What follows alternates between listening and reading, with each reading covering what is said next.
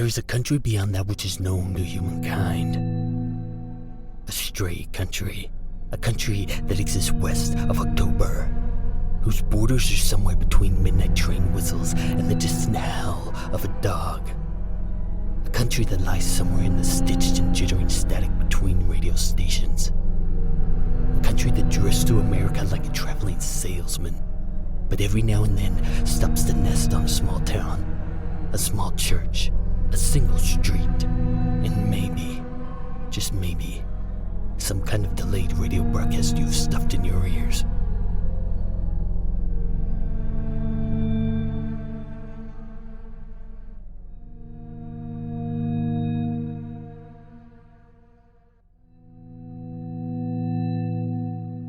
Chapter 43. Thank you for tuning in. The janitor looked at the clock. Only 3:33.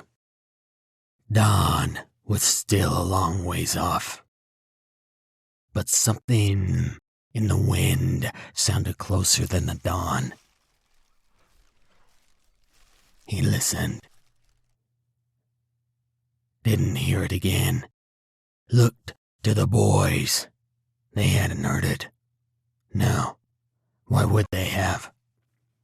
They hadn't sat around a hand-carved radio as children, listening to Franklin's fireside chats.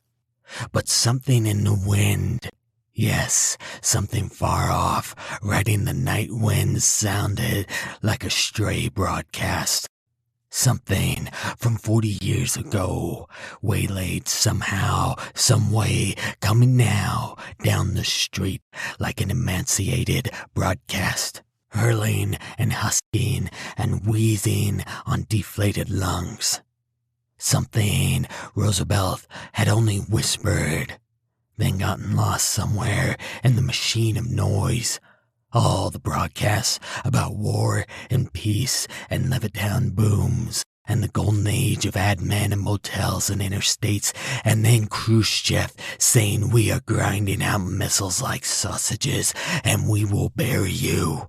And Kennedy's assassination was buried by the sound of 100,000 broadcasters crying for the dead president, then Vietnam, and 10,000 news reporters crying for the dead generation, kids sent to kill for all the white-hot gospel of containment, and Moon Man and Eagle's Landing, then Nixon and McGovern duking it out via television, and Watergate, and all the chatter of 200 million Americans wondering how a president could salt them like slugs, and the Challenger explosion under the skirt of Reagan playing the best goddamn Walt Cleaver the country could ask for. Yes, the sound coming down the street sounded like a lost broadcast, buried under the noise of the last 4 decades. But something that could be heard only here. Now. In the muteness of long after midnight suburban streets, the janitor looked at the clock. Only 3:33. Dawn was still a long ways off.